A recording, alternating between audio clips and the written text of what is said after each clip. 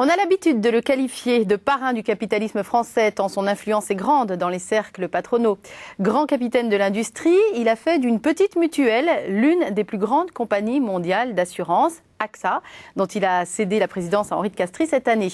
Derrière cette réussite fulgurante, il y a la liberté de ton et de pensée d'un des rares chefs d'entreprise qui a un regard critique sur le capitalisme et un intérêt réel pour tout ce qui est jeunesse, diversité et banlieue. Derrière le chef d'entreprise, il y a également un homme que je vous invite à découvrir avec moi, Claude Bébéar. Bonjour. Bonjour. Peut-être qu'on pourrait démarrer cette émission en parlant déjà de votre bébé, j'entends d'AXA, qui est une aventure assez extraordinaire, où sorti 265e de votre promotion de Polytechnique en 55, vous vous lancez dans une voie sans issue, à l'époque en tout cas, les assurances. Qu'est-ce qui a bien pu vous passer par la tête à cette époque-là, alors que tous vos copains allaient vers des destins plus glorieux? Non, justement, quand je suis entré à l'IX, j'étais entré dans un très bon rang, mais j'avais décidé de ne pas travailler à l'IX, de faire autre chose. De tenir la caisse, déjà. De tenir la caisse, voilà, exactement. Donc je me suis fait élire caissier, et les caissiers, on était dispensés de cours. Donc je peux monter mes cours de l'IX non coupés. Et je voulais sortir dans le privé, mais en même temps, je n'avais pas envie d'aller dans une entreprise, vous savez, dans une hiérarchie un peu lourde, comme le sont les entreprises, exactement comme dans la fonction publique. Et je préférais aller dans une petite entreprise dont le patron serait un homme remarquable. Et je suis tombé effectivement sur un ancien polytechnicien qui dirigeait une petite société, une petite mutuelle d'assurance en province, à Rouen. Et dont le fils ne voulait pas d'ailleurs prendre la succession. Exactement, le fils était de ma promotion à l'IX et lui, il ne voulait pas. Il ne voulait pas aller travailler avec son père. Et c'est comme ça que je suis rentré dans cette petite société. Alors vous avez gravi les échelons. On n'a pas vraiment entendu... Non, c'est pas vrai. Parce que je suis rentré dans la société comme dauphin. Donc je n'avais pas d'échelon à gravir, justement. C'était ça. Le contrat que j'avais avec cet homme, c'était où ça marche et vous me succédez, ou ça ne marche pas et vous partez. Donc vous avez appris le métier, c'est ce que je voulais dire, et seulement vous ne lui avez pas succédé directement. Il y a eu un petit hiatus. Non, oui, parce qu'il était prévu que quelqu'un serait là pendant quelque temps, qui était son... il avait quelqu'un qui l'avait beaucoup servi, qui avait travaillé depuis longtemps avec lui, et donc qui devait faire quelques années entre nous. Alors, on va passer un petit peu les années rapidement. Pendant 20 ans, Claude Bébéar, on ne connaît pas. Et puis, c'est vraiment le rachat de l'UAP qui a fait que d'un seul coup... je sais, je prends des gros raccourcis, mais on n'a que 52 minutes pour toute une vie. C'est pour ça. Mais est-ce que c'est pas vraiment... Enfin, on vous a connu avant, mais à ce moment-là où vous êtes devenu le patron puissant qu'on connaît aujourd'hui, en 96... Non, en réalité, l'opération qui a été... Il y a 3 opérations. Il y a une première opération au moment de l'arrivée de Mitterrand au pouvoir. C'est ça qui est très important. C'est manager en saisissant des opportunités. Vous savez, quand vous êtes convaincu qu'il faut changer complètement de dimension, quand il faut s'internationaliser, vous ne pouvez le faire que si vous avez des opportunités extraordinaires qui se présentent. Première opportunité, l'arrivée de Mitterrand au pouvoir, panique dans les mondes financiers, donc l'occasion de faire d'excellentes affaires, si je puis dire. Donc premier bond. Deuxième bond, ensuite, très important, c'est aux États-Unis, une des plus grandes sociétés d'assurance américaines que l'on peut acquérir, parce que là, c'est la crise, là aussi, c'est les junk bonds. C'est une crise financière importante dans les années 90, au début des années 90.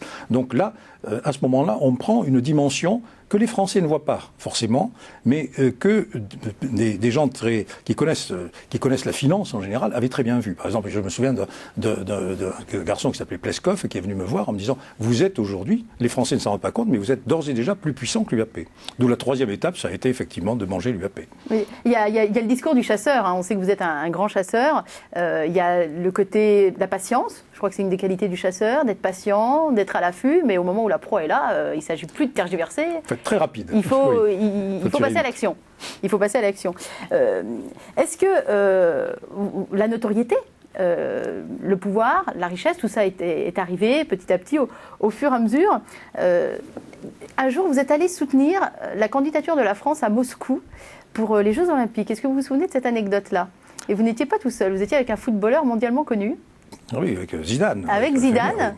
Et vous qui pensiez, enfin qui étiez connu, oui, bien sûr. Je crois que vous avez mesuré ce jour-là ce qu'était la notoriété, une notoriété différente de la vôtre. Comment vous avez réagi? Racontez-nous cette anecdote. J'avais Douillet qui était champion olympique, multi-champion. J'avais avec moi beaucoup de champions olympiques. Et j'avais avec moi le maire de Paris, monsieur Bertrand Delanoë. Et disons que eux, ils ont ils ont l'amour des médias. Ils aiment se montrer. Ça fait partie de leur métier, tous ces gens-là. Et ils ont été tout à coup balayés complètement par l'arrivée de Zidane. On s'est aperçu de ce que Zidane représentait dans le monde. Parce que nous avions là des gens qui venaient de tous les pays. Et ça a été épouvantable, non, ça a été extraordinaire, extraordinaire. Il est arrivé, plus personne n'existait. Et alors, on devait déjeuner ensemble après sa prestation.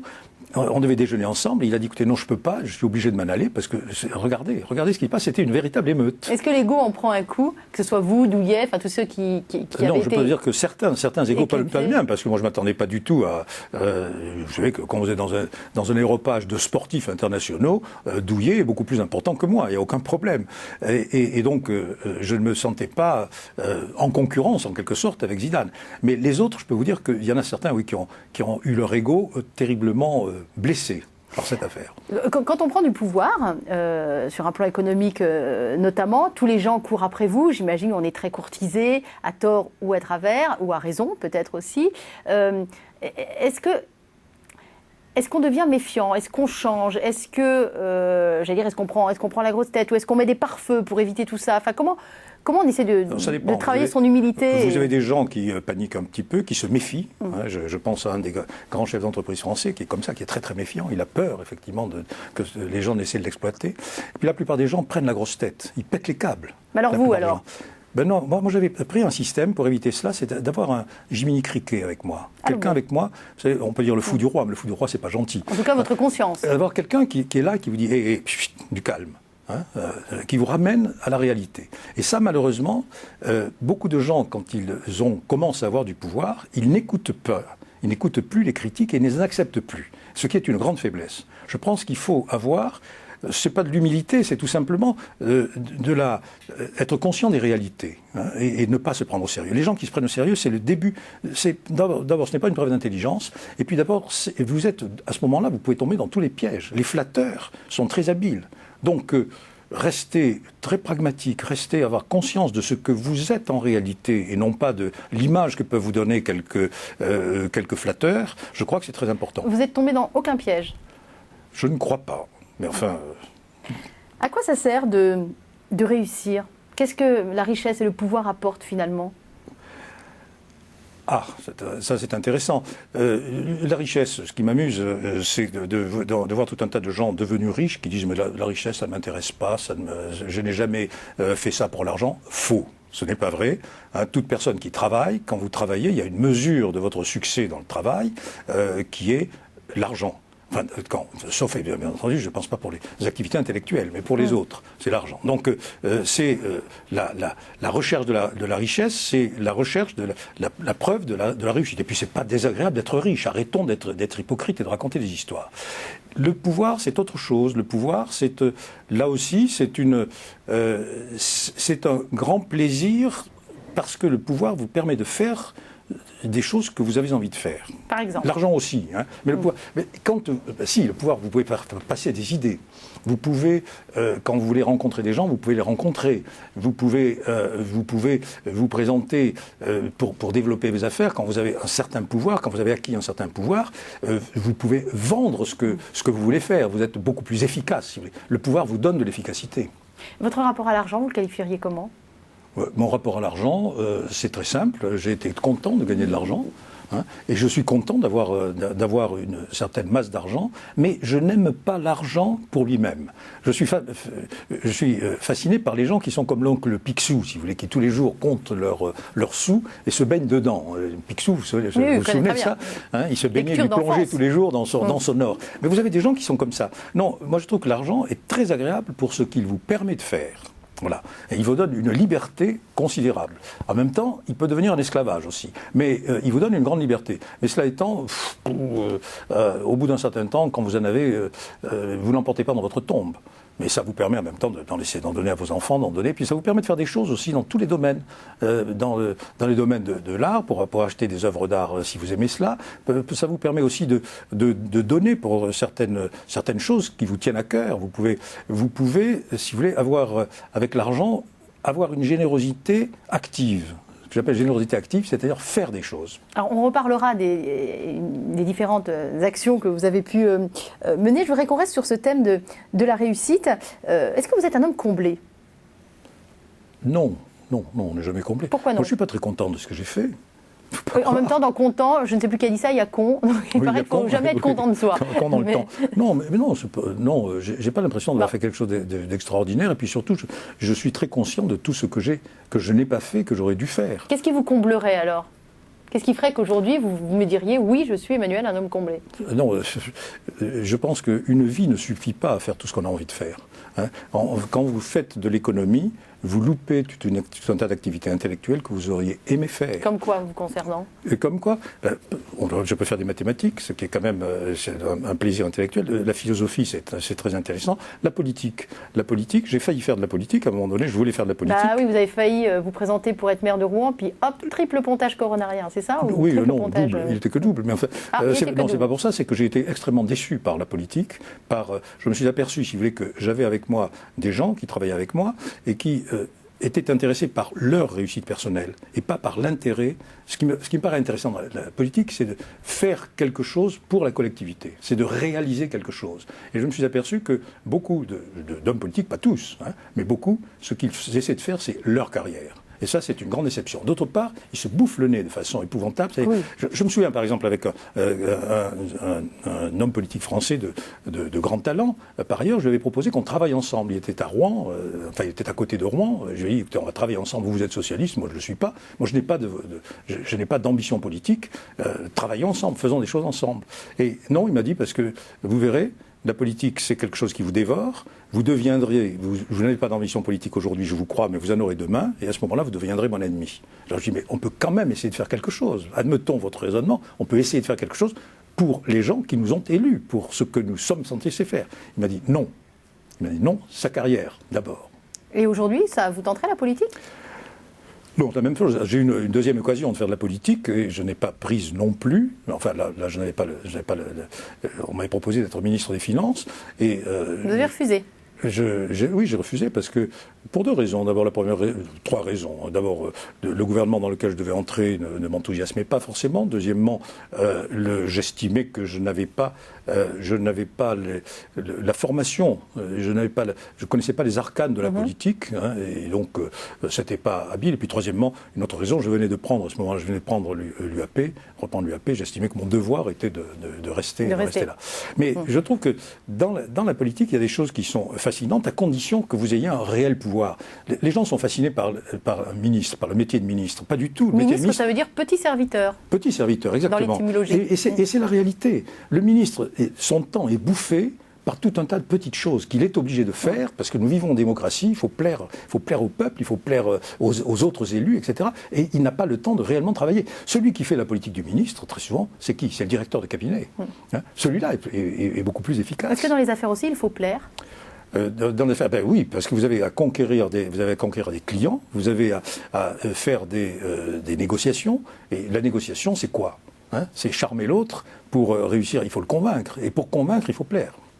Est-ce qu'il faut aussi tuer dans les affaires? Je crois que c'est Churchill qui disait un bon diplomate, c'est quelqu'un qui arrive à égorger son voisin sans que celui-ci s'en rende compte. Oui, je crois que c'est une bonne analyse. Oui, on peut le présenter comme ça.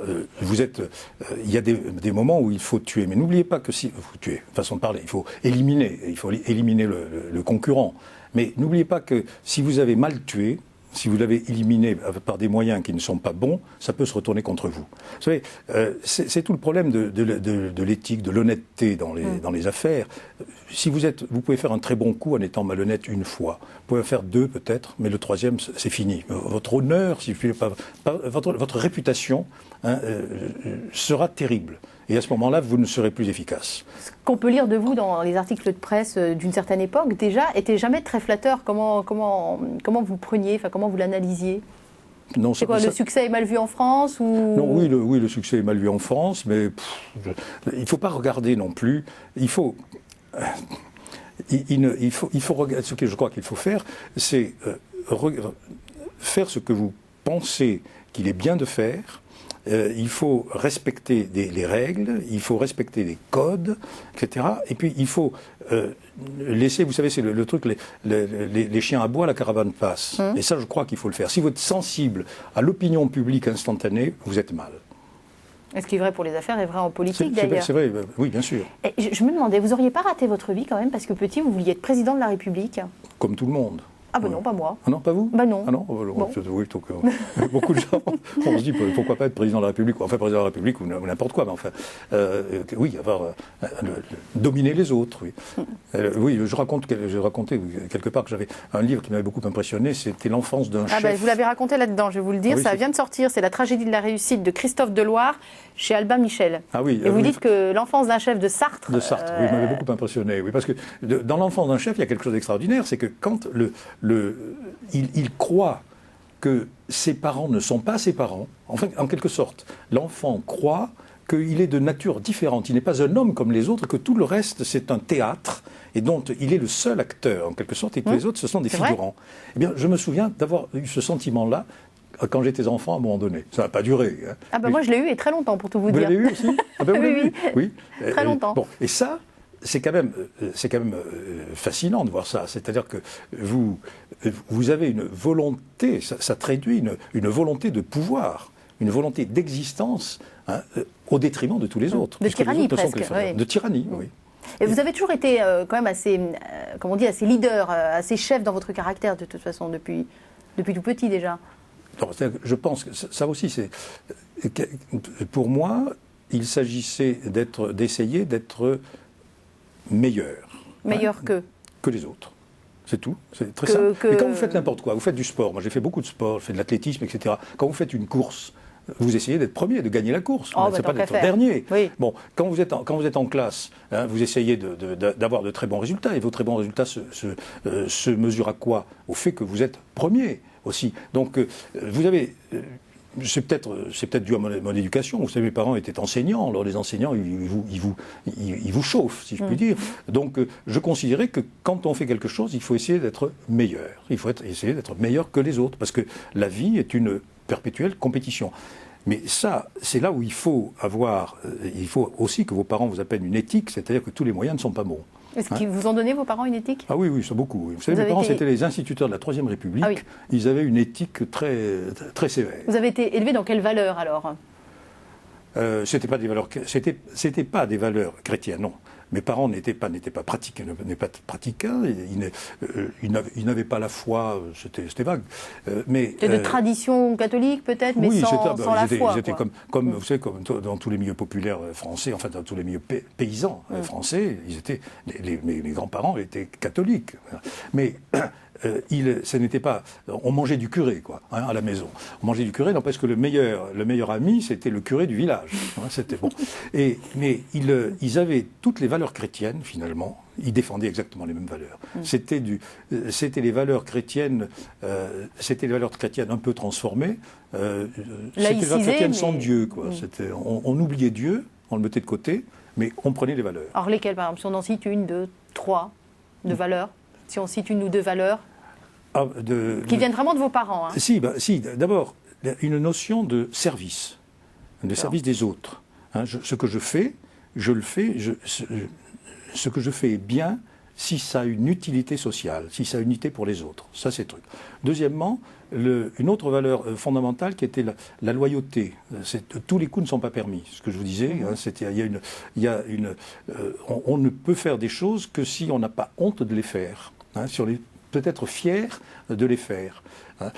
Donc là aussi, la loyauté, c'est quand même fondamentalement, je crois, une valeur chrétienne. Bon, je dirais que ce sont peut-être les deux valeurs essentielles, hein, qu'ils ont pris dans la religion chrétienne. Quand vous retournez sur votre parcours professionnel, hein, uniquement, est-ce que vous avez un doute, ou pas du tout, sur le bien fondé de tout ce que vous avez fait? Ou est-ce que non, vous êtes assez sûr de vous et de votre action? Enfin, ce que vous faites quand vous bâtissez une entreprise, quelle que soit la taille, vous avez des choses qui n'ont pas grande importance, qui n'ont pas forcément grand intérêt. Mais vous avez le problème, c'est de savoir si l'ensemble est intéressant. C'est une formule amusante que j'adore citer, c'est celle de M. Marché, vous savez, notre fameux communiste, qui disait « Le problème, c'est de savoir si le bilan est globalement positif ».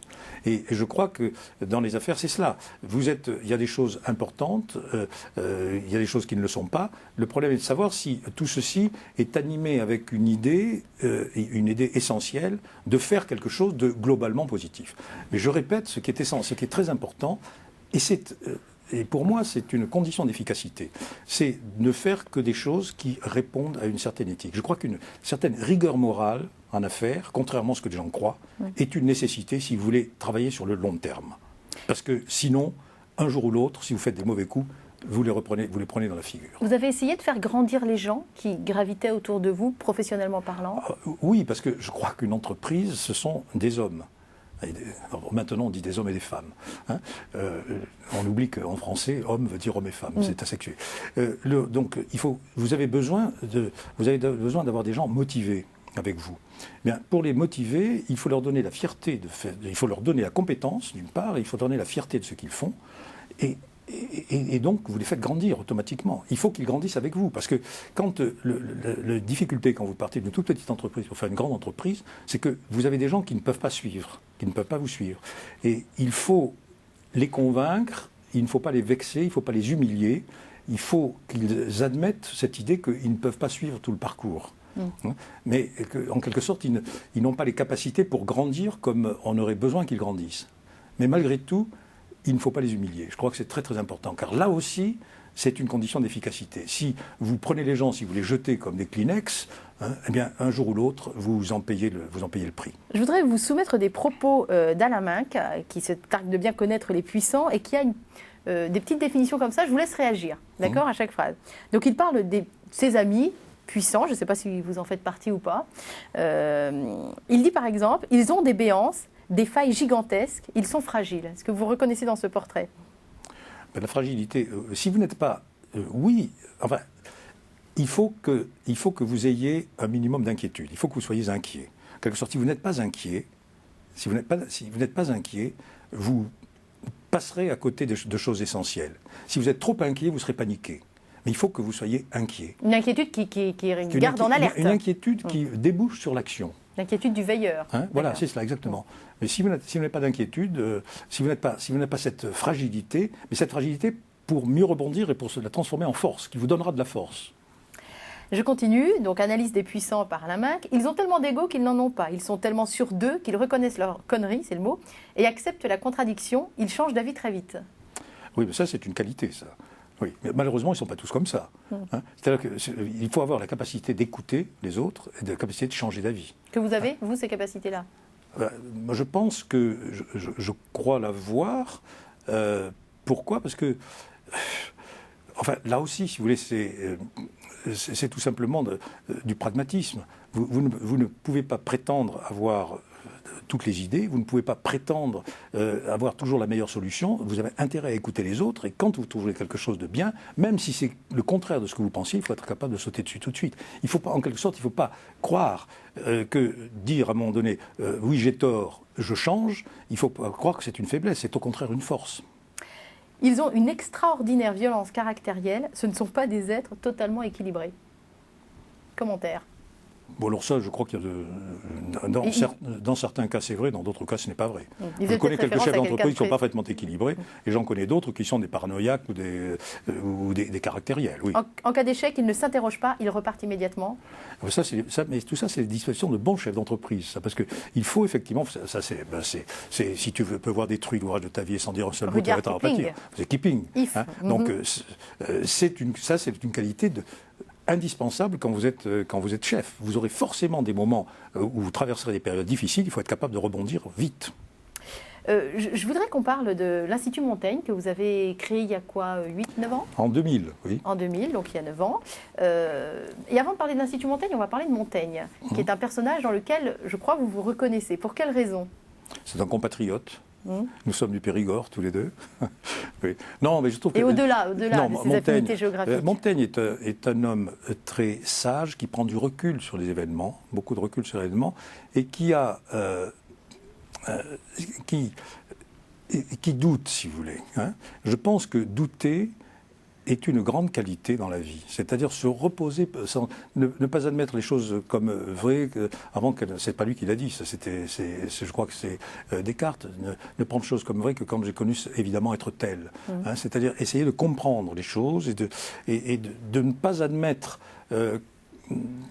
n'importe quoi, simplement parce que ça a été affirmé par des gens que vous admirez par ailleurs.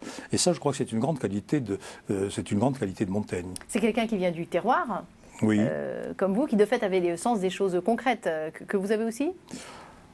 Moi, je ne sais pas. Oui, j'essaie de l'avoir. Il faut faire attention. Pour faire des choses, il faut être animé par un certain rêve.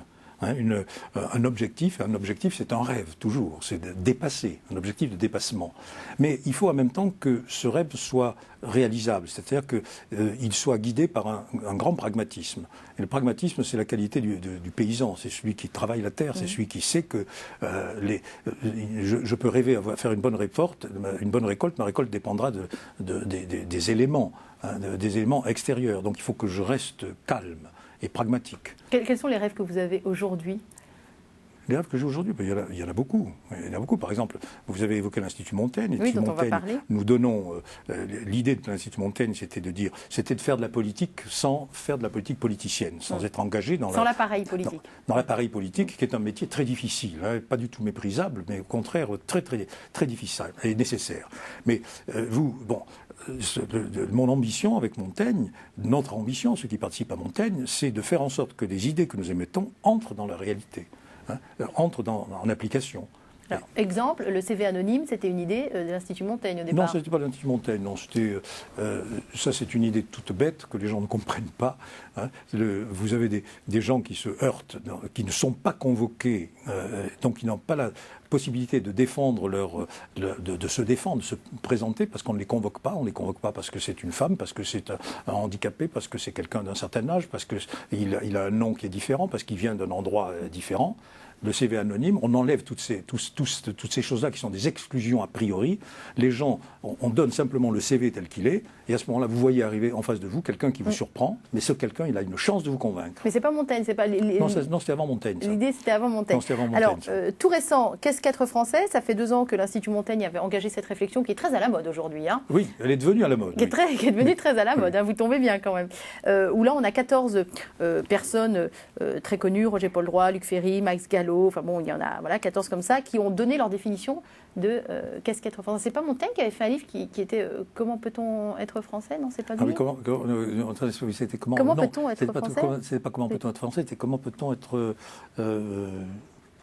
je ne sais plus. Je ne sais plus, un téléspectateur nous enverra la bonne réponse. Voilà, et qu'est-ce qu'être français ? Donc, réflexion sur l'identité nationale avec une interview assez remarquable que j'ai beaucoup aimée, c'est la dernière, c'est celle de Montaigne que fait parler Roger Paul Droit, oui, qui est très amusante. Vous en avez retenu quoi de ce débat sur l'identité française ? Que d'abord la France était diverse, c'est-à-dire que il n'y a pas une identité française, il n'y a pas... tous les Français ne sont pas identiques, plus exactement. Hein. Et pour certains, être français, c'est surtout ceci. Pour d'autres, c'est autre chose, etc. Le problème, c'est d'essayer de trouver la cohérence dans tout cela. Hein. Qu'est-ce que tous ces gens, dans leur diversité, qu'est-ce que tous ces gens ont en commun ? Et ça, c'est pas facile. Donc on va organiser le 4 décembre, on va organiser une journée où on va faire débattre des gens sur ce thème-là, et ensuite on essaiera de tirer, et en cela peut-être on rendra service à M. Besson en faisant ça, on essaiera de tirer de cette confrontation le petit dénominateur commun que tous ces gens-là ont, et qui est peut-être le fond de ce qu'on pourrait appeler l'identité française. Alors à travers ce que les Français ont d'identique, mais tout dans leur diversité. Et c'est évident, quand vous lisez ce livre, que la diversité est très grande. Alors, à travers cet exemple-là, le but est aussi de montrer que l'Institut Montaigne essaye d'avoir un débat d'avance ou 2 débats d'avance sur la vie politique française pour essayer de participer au débat des idées. Oui, on n'essaie pas de le montrer, hein, c'est un fait. Bon, si vous voulez, l'avantage, les think tanks, les laboratoires d'idées, quel est leur rôle? C'est d'essayer d'être en avance, de lancer des idées, d'analyser des choses qui se passent et d'essayer de voir ce que ces choses vont devenir. Et d'essayer ensuite de donner des idées pour qu'elles aillent dans le bon sens. Donc il faut par définition, il faut qu'on essaie d'avoir un train d'avance et pas un train de retard. Alors, en parlant de think tank, vous en avez fréquenté un il y a très peu de temps, qui vient de naître. C'est un bébé think tank, comme on dit, qui est né à Versailles de l'initiative d'un jeune prêtre qui a fondé un think tank, donc, comme on dit, une sorte de club de réflexion qui s'appelle Aletheia, qui est un mot grec qui veut dire dévoilement de la vérité. Vous y avez participé au mois de juin.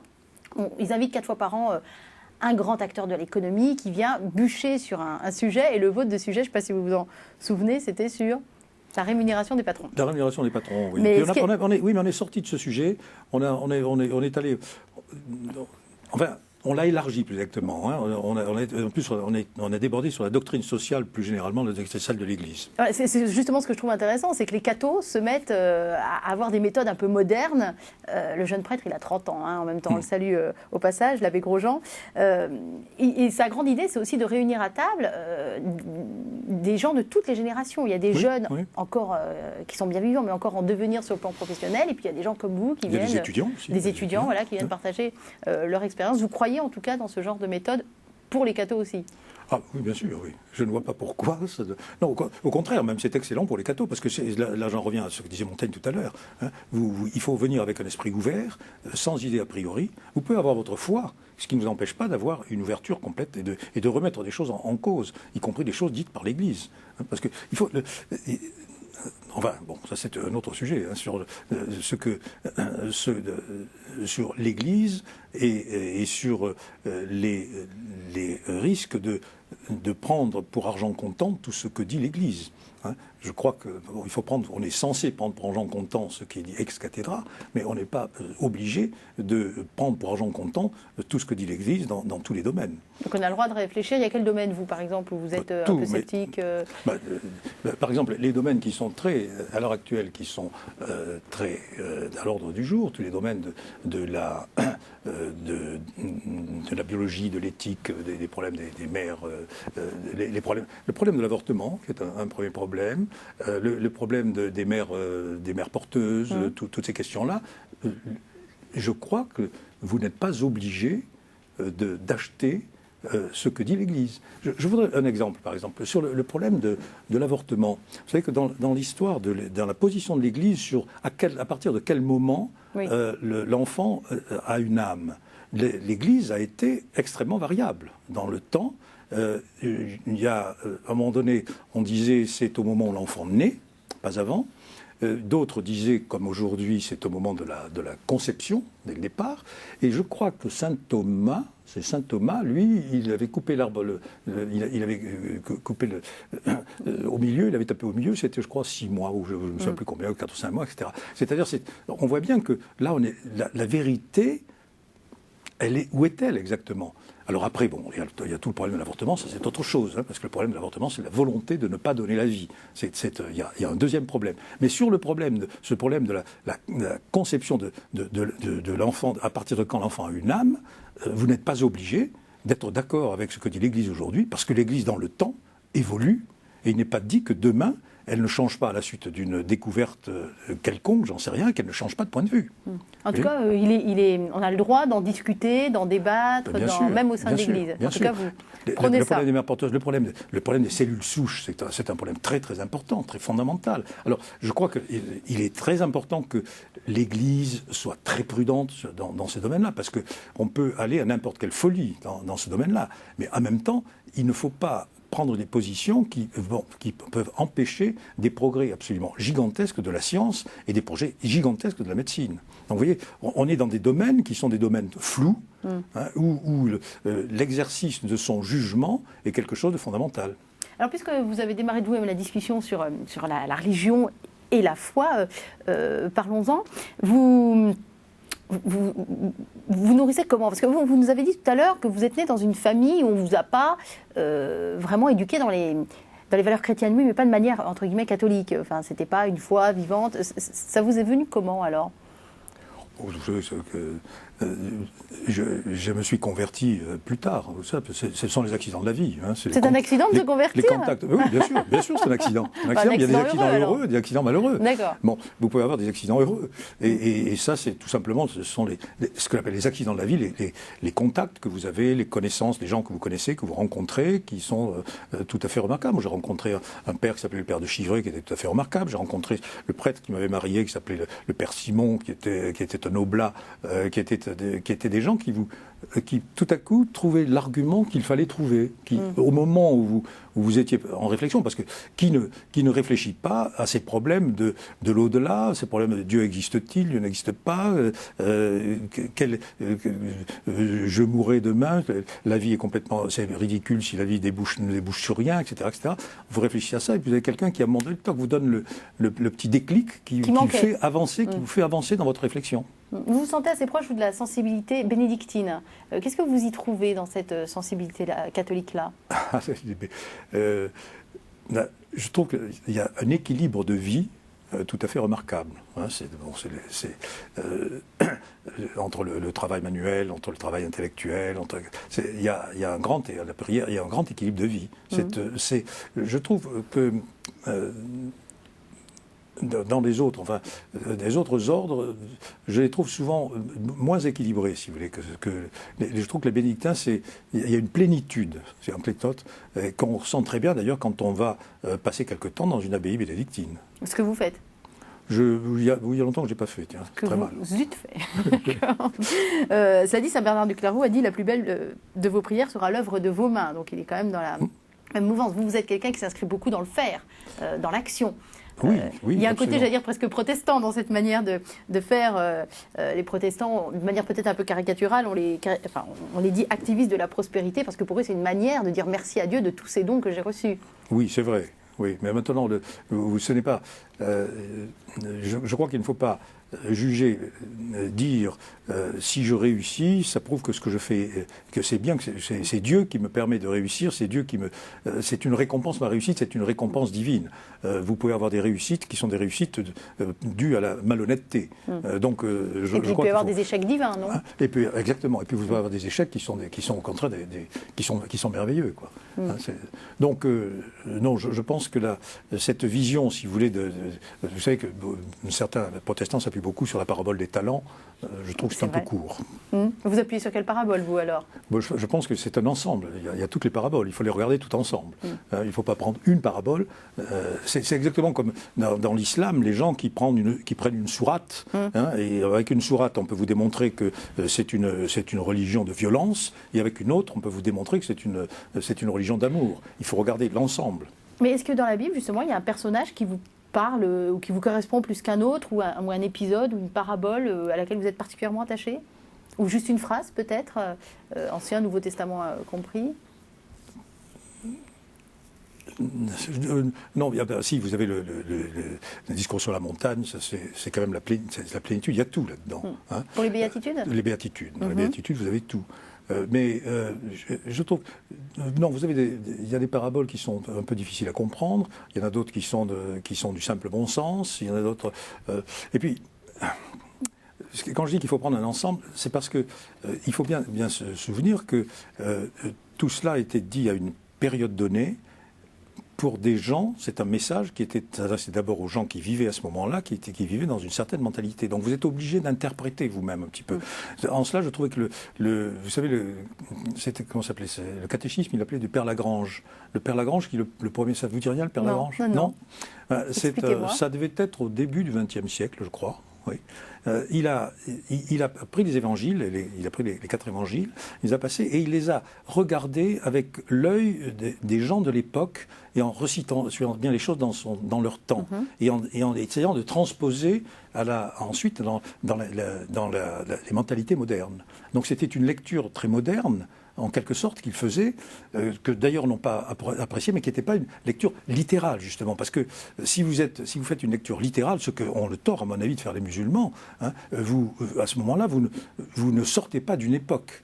Et vous êtes, à mon avis, dans une mauvaise interprétation. Alors Claude Bébéar, je vous propose deux extraits de Saint-Luc, chapitre 6, versets 17, 20 et 26, pour ceux qui voudront s'y référer. Regardant alors ses disciples, Jésus dit, vous ne pouvez pas y échapper, je suis désolée, hein, « Heureux vous les pauvres, le royaume de Dieu est à vous. Mais malheureux vous les riches, vous avez votre consolation.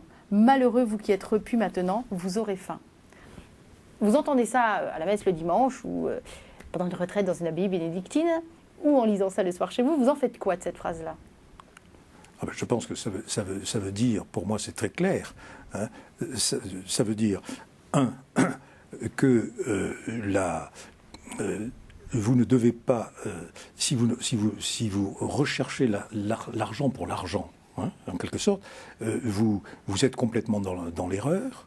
Hein, si vous êtes obsédé par l'argent, vous êtes dans l'erreur. Et deuxièmement, ça veut dire qu'il faut que vous fassiez de l'argent. Vous savez, c'est cette phrase, c'est cette parole qui est difficile à comprendre. Vous savez, achetez-vous, je ne me souviens plus la formule exacte, mais avec l'argent malhonnête, achetez-vous le ciel avec l'argent malhonnête. Vous savez, si vous utilisez en quelque sorte l'argent, il faut utiliser l'argent pour en faire des choses bien, pour en faire des choses bonnes. Et si vous prenez la parole des talents, vous ajoutez ça, si vous ne faites rien de l'argent, vous gaspillez quelque chose qui vous a été donné, que vous avez acquis, mais vous le gaspillez. Donc il faut que l'argent serve à créer du bonheur, à créer du bien. Hein. Pour moi, c'est ça que veut dire. J'ai annoncé en introduction que vous vous intéressiez aux jeunes, aux banlieues notamment. Expliquez-nous tout ce qui est diversité. Pourquoi ça vous intéresse? Qu'est-ce qui fait que vous, qu'on imagine haut perché dans les hautes sphères de la finance, des affaires, etc., vous regardez, on ne va pas dire en bas parce que c'est pas respectable, oui, mais vous regardez ailleurs en tout cas. Quand j'étais dans mon petit patelin de Dordogne, hein, quand j'étais enfant, j'avais avec moi des enfants de toute nature et j'avais beaucoup d'enfants de pauvres. Donc j'ai vu concrètement quand j'étais enfant ce qu'était la pauvreté et ce qui était le problème des enfants de pauvres. Et combien les enfants de pauvres étaient désavantagés par rapport aux autres. En particulier quand vous avez la chance, parce que la richesse, c'est pas simplement la pauvreté, c'est pas simplement la pauvreté financière, c'est la pauvreté intellectuelle, par exemple. Quand vous avez des parents qui n'ont aucune idée, aucun code social, qui n'ont aucune idée de ce qu'il faut apprendre dans la vie, ils sont pas capables de vous former, ils ne forment pas leurs enfants. Quel avantage vous avez quand vous avez la chance d'avoir des parents qui sont capables de vous former? Ça, c'est une première chose. Deuxièmement, si je me place maintenant aujourd'hui, a-t-on le droit dans un pays, si on veut, qui est une certaine... on appartient à un pays, on appartient à une collectivité. Si on veut que cette collectivité fonctionne, il faut qu'il y ait une solidarité entre les personnes. A-t-on le droit de laisser donc 10% de la population, 5% de la population sur le bord de la route? Je crois qu'on n'a pas le droit, premièrement, moralement. Mais ensuite, c'est une erreur à deux titres. D'abord, premier titre, c'est que parmi ces gens-là, il y a des gens très très bien, il y a des forces vives considérables, il s'agit d'aller les chercher, il s'agit de les réveiller. Et puis deuxièmement, si on ne le fait pas, eh bien, on crée un risque de fracture sociale qui peut faire exploser la société. Donc là, on a besoin, en quelque sorte, de créer cette solidarité, de mettre en œuvre cette solidarité, si on veut que la société dans laquelle elle est née soit réellement fraternelle et soit plus efficace. Est-ce que le fait d'adopter deux petites filles de Coréennes, comme vous l'avez fait il y a quelque temps maintenant, parce qu'elles sont grandes, est-ce que ça participe aussi de ce besoin de redistribuer ce qu'on a reçu? Enfin, ça participe de quoi? Parce que vous aviez déjà un fils, hein, Guillaume? Non, moi j'avais un fils, je voulais avoir des enfants, donc comme pour diverses raisons on ne pouvait plus en avoir, on a adopté. Hein, mais c'était pas du tout dans mon cas. C'était pas du tout pour dire il y a des enfants, de pauvres enfants qui sont perdus à un autre bout de la planète et je vais les prendre chez moi. Ça ne partait pas en quelque sorte, ça ne partait pas en ce qui me concerne de quelque chose d'une générosité vis-à-vis de gens qui habitaient à l'autre bout du monde. C'est quand même une aventure. Oui, c'est une aventure. L'adoption est une aventure, mais c'est le désir d'avoir des enfants, et bon, voilà quoi. Vous en avez des enfants, vous voyez bien. Oui. Bon. Et qu'est-ce que ça vous a appris sur vous-même d'aller chercher ces deux petites filles à l'autre bout du monde, déjà, parce que la Corée, c'est quand même pas la porte à côté, et de les voir grandir et de les faire grandir? Qu'est-ce que ça vous a appris sur vous, sur la vie, peut-être plus généralement? Je crois que vous apprenez des choses un petit peu différentes. Quand vous avez des enfants qui sont vos enfants génétiques, biologiques, je dirais que d'une certaine façon, on a l'impression de les subir. On ne se pose pas la question, on les a. Bon, c'est comme ça, il faut s'en occuper. Là, vous avez des enfants qui sont différents, qui ont déjà un petit passé, puisque moi, mes enfants que j'avais adoptés avaient déjà 4 ans et 5 ans, quand je les ai adoptés, donc ils avaient un petit passé, donc, et venaient d'une civilisation qui est quand même lointaine de la nôtre. Donc, on voit qu'il y a les caractères innés, les caractères acquis, vous savez, oui. On joue quand vous avez votre enfant à vous, vous le formez depuis le début, si je puis dire. Tandis que là, vous avez déjà des enfants qui ont un acquis. Donc c'est quelque chose de différent et ça vous demande une certaine capacité d'adaptation. Ça vous demande probablement plus d'amour. De la souplesse, de l'amour. C'est plus difficile, quoi, en quelque sorte. Je crois que l'adoption est une aventure, il faut le savoir, c'est une aventure plus difficile que la maternité biologique. Ou que ce qu'on veut bien, en tout cas, en dire de l'adoption aujourd'hui. Est-ce que vous avez pu être un père présent avec quand même une entreprise sur les épaules? On sait bien que c'est pas facile d'être entrepreneur. Oui, pas assez présent. Mais je pense que la plupart des gens doivent se reprocher à la fin de leur vie de ne pas avoir été assez présents. Vous, c'est votre cas en tout cas. Oui, c'est mon cas, bien sûr. Mais je pense que c'est normal. Si vous voulez, quand vous passez 60 heures par jour, parce qu'on est loin des 35 heures, quand vous passez 60 heures par semaine à travailler pour une entreprise, enfin pour une activité, que ce soit l'entreprise, que ce soit une entreprise de fonctionnaires, vous avez bien le sentiment qu'il y a des moments où vous prenez ce temps-là à vos enfants. Vous rentrez le soir, ils sont couchés. Donc vous vous dites, zut, j'ai manqué quelque chose. J'ai manqué quelque chose que j'aurais dû faire. Vous dites qu'on fait ce genre de bilan à la fin de sa vie, en tout cas, sans doute qu'on le fait avant. À la fin de sa vie. Est-ce que la fin de votre vie vous effraie? Est-ce que c'est la perspective de votre mort vous fait peur? Est-ce que vous y pensez? Est-ce que vous y réfléchissez? Oui, moi j'y pense tous les jours. Mais c'est pas... Le problème est... Vous pouvez avoir deux choses. Vous pouvez avoir peur ou pas peur. Hein, mais je trouve que ce qu'il y a de tragique dans la mort, c'est qu'il y a tellement de choses que j'aurais envie de faire et que je n'aurais pas le temps de faire. C'est ça, moi, qui me préoccupe beaucoup dans la mort. C'est de dire que la mort, c'est une... ça vous coupe au milieu de tout un tas de choses. Hein, Qu'est-ce que vous voudriez absolument avoir fait avant de mourir ? Vraiment d'essentiel, si on devait dégager peut-être un objectif. Beaucoup de choses. D'abord, je trouve qu'il y a tellement de choses à faire autour de soi, pour la société. Mais par exemple découvrir aussi des choses sur le plan intellectuel. Il y a tellement de choses que je n'ai pas lues, il y a tellement de choses que je n'ai pas vues. Ça, c'est égoïste, si vous voulez. Hein. Il y a tellement de choses que je n'ai pas faites. Il y a malheureusement des choses que je ne pourrais plus faire pour des raisons physiques, si je puis dire. Bon, ça c'est une première chose. Donc là, je sais que j'en aurai pour des siècles, hein, si je voulais compléter tout cela. Mais en dehors de cela, vous avez aussi autre chose. On a parlé tout à l'heure de l'Institut Montaigne, ce que l'on faisait avec l'Institut Montaigne. Il y a tellement de choses que je me dis qu'il faudrait faire, ou j'ai le sentiment que je pourrais faire, je pourrais avoir une action et que je n'aurais pas le temps de faire. Je pense que là, en 1 minute 30, vous avez sorti au moins une dizaine de fois le verbe faire. Est-ce que vous prenez le temps d'être aussi, au-delà du faire? Est-ce que vous arrivez à vous poser et à juste être dans l'être? Oui, mais est-ce qu'on peut être si on ne débouche pas? Est-ce que l'être doit déboucher sur l'action pour moi, hein? Être dans la... ou bien, non, être dans la contemplation, hein, ça c'est une chose, mais quand vous n'êtes pas dans la contemplation, ça doit déboucher sur l'action, je trouve. Hein, et un petit peu dans tous les domaines. Vous faites une lecture, par exemple, même vous lisez quelque chose, ça ne doit pas... La lecture peut être quelque chose de totalement passif ou quelque chose d'actif. Ça doit éveiller en vous l'envie de faire un certain nombre de choses. C'est en cela qu'une lecture est bonne. Je vais vous lire un petit bout d'une fable. Un savetier chantait du matin jusqu'au soir. C'était merveille de le voir, merveille de l'ouïr. Il faisait des passages plus qu'autant qu'aucun des 7 sages. Son voisin, au contraire, étant tout cousu d'or, chantait peu, dormait moins encore. C'était un homme de finance. C'est le début de la fable de La Fontaine, vous connaissez? Oui, très bien. Oui. Le savetier et le financier. Pourquoi vous l'aimez particulièrement, cette fable? Parce que je crois qu'elle correspond à une réalité. C'est ce que je vous disais tout à l'heure. Si vous gagnez de l'argent et si vous vous faites dévorer par l'argent, vous êtes quelqu'un de malheureux. Parce que la fable raconte, on va le dire quand même vite fait, que le savetier chante, n'a pas un rond, mais chante du soir au matin, il est heureux. Et du moment où le financier va lui donner de l'argent, le savetier va être très très inquiet et il ne va plus chanter. Il va finalement rendre son argent au financier pour pouvoir rechanter de nouveau. Voilà. Bien, je crois qu'il y a quelque chose, il y a quelque chose d'excessif là-dedans.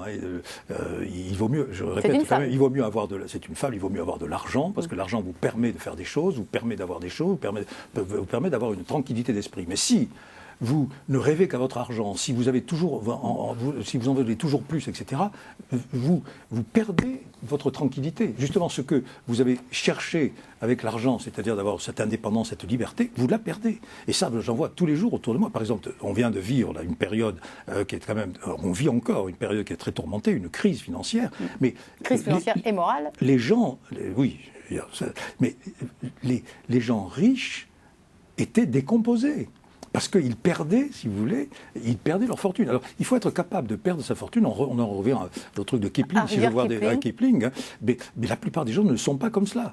Hein. Ils sont, finalement, d'abord, il faut gérer sa fortune, c'est du travail. Pendant que vous faites ça, vous ne faites pas autre chose. C'est pas forcément joyeux. Et puis ensuite, vous avez la peur de perdre. La peur de perdre, ça peut être quelque chose de terrible. Ça peut vous paralyser complètement. Et la plupart des gens sont paralysés par ça. C'est quoi réussir sa vie, Claude Bébéar? Oh, ça, j'en sais rien. C'est assez compliqué. Réussir sa vie, c'est... je pense que c'est être en accord avec ce que l'on a envie de faire, ce que l'on a envie d'être. Et donc, c'est très différent d'une personne à l'autre. Je ne vois pas de définition possible, si ce n'est celle-là. C'est d'être... je porte en moi des envies. Est-ce que ces envies, dans quelle mesure, dans quel degré je les accomplis? Et ces envies, ça peut être de toute nature. Ça peut être des envies, des envies dans le domaine religieux, ça peut être des envies dans le domaine intellectuel, ça peut être dans le domaine social, etc. Qu'est-ce que finalement j'ai accompli de ce à quoi je rêvais? Et ça, c'est multiple. Il y a des domaines dans lesquels vous dites là, c'est pas trop mal, mais il y a des modèles dans ce cas, ce sont comme disait Menck tout à l'heure, des trous béants. On va terminer sur ces paroles. Je vous remercie infiniment d'avoir pris du temps dans votre emploi du temps pour venir nous voir sur KTO, que vous avez, je le cite vite au passage, mais vous avez aidé à se mettre sur pied KTO, puisqu'AXA a été un des actionnaires. Qu'est-ce qu'on peut vous souhaiter pour la suite, Claude Bébéar? Comment? Qu'est-ce qu'on peut vous souhaiter pour la suite? Pour la suite, d'avoir le temps de faire encore pas mal de choses. Et le temps d'être aussi. Oui, mais être dans l'action, c'est... je ne suis pas... En quelque sorte, on peut être dans la contemplation ou on peut être dans l'action. Hein, je me sens plus dans mon tempérament et plus d'être dans l'action que dans la contemplation. En quelque sorte, j'aime beaucoup les bénédictins, mais je ne sais pas si j'aurais été un bon bénédictin. Sans doute que non. Mais la réponse ne nous appartient pas. Merci infiniment, Claude Bébéar. Merci.